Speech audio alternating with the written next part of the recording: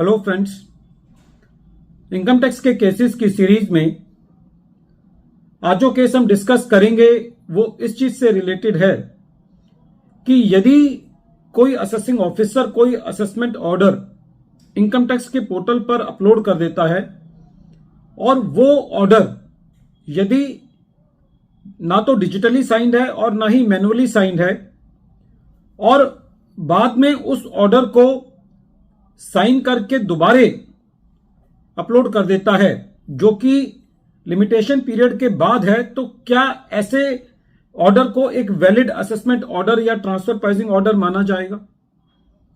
यही issue honourable Karnataka high court के सामने एक बहुत ही interesting case Toyota Tsusho India private limited versus deputy commissioner of income tax के केस में सामने आया। यह केस 468 ITR पेज नंबर 29 पर रिपोर्ट हुआ और इस केस का जजमेंट 13 फरवरी 2024 को आया।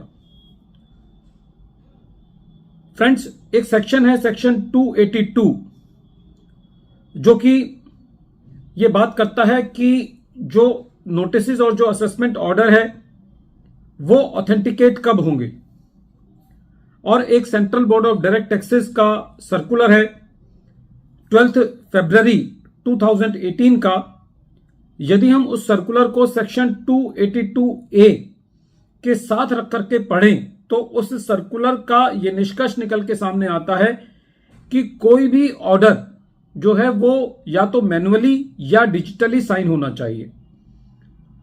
प्रेजेंट केस के अंदर जो ट्रांसफर प्राइसिंग का ऑर्डर था उसकी लिमिटेशन डेट 31 जुलाई 2021 थी।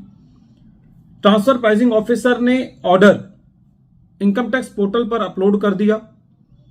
यह ऑर्डर ना तो डिजिटली साइन था ना मैनुअली साइन था।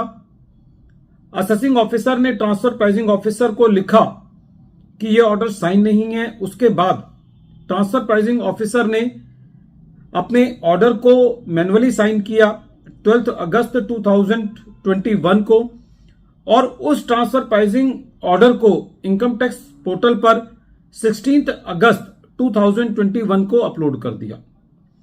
कहने का तात्पर्य यह हुआ कि प्रेजेंट केस में जो एक साइंड ऑर्डर था वो 16 जुलाई 2021 को अपलोड हुआ जो कि लिमिटेशन डेट के परे था।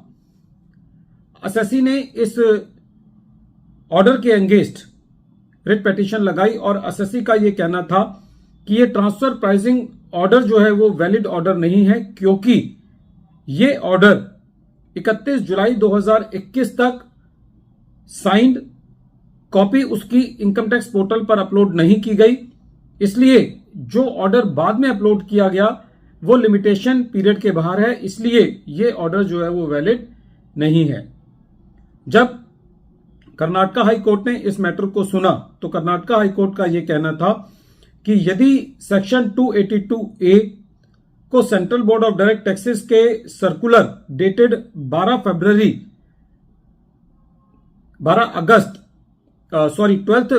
2018 के साथ रख करके पढ़ा जाए तो उससे यह बात सामने आती है कि जो ऑर्डर है वो डिजिटली साइन होना चाहिए या मैनुअली साइन होना चाहिए।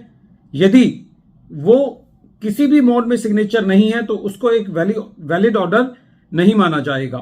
सेक्शन 282A की ये स्पेसिफिक रिक्वायरमेंट है कि जो ऑर्डर है वो साइंड होना चाहिए। यदि हम पूरे फैक्ट्स एंड सर्कमस्टांसेस को देखते हैं तो प्रेजेंट केस के अंदर जो ट्रांसफर प्राइसिंग ऑर्डर की जो लिमिटेशन डेट थी 31 जुलाई 2021, उस डेट तक एक साइंड ऑर्डर पोर्टल पर अपलोड नहीं किया गया, जिसकी वजह से कर्नाटका हाई कोर्ट ने उस ट्रांसफर प्राइसिंग ऑर्डर के बारे में यह कहा कि एक legally valid transfer pricing order जो है वो लिमिटेशन डेट तक पास नहीं किया गया है, इसलिए जो ऑर्डर बाद में साइन किया गया वो एक लिमिटेशन पीरियड के बाहर है और उसको एक वैलिड ऑर्डर नहीं माना जा सकता। फ्रेंड्स, ये केस बहुत इंपॉर्टेंट है।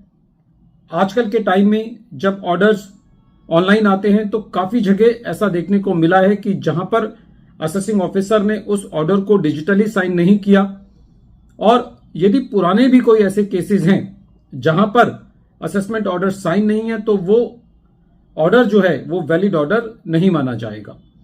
वीडियो के अंत में एक बार फिर मैं केस का नाम रिपीट कर रहा हूं। केस का नाम है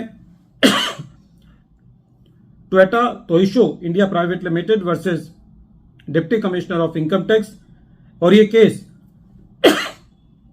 468 ITR पेज नंबर 29 पर रिपोर्ट हुआ। मैटर कर्नाटका हाई कोर्ट ने 13 फरवरी 2024 को डिसाइड किया।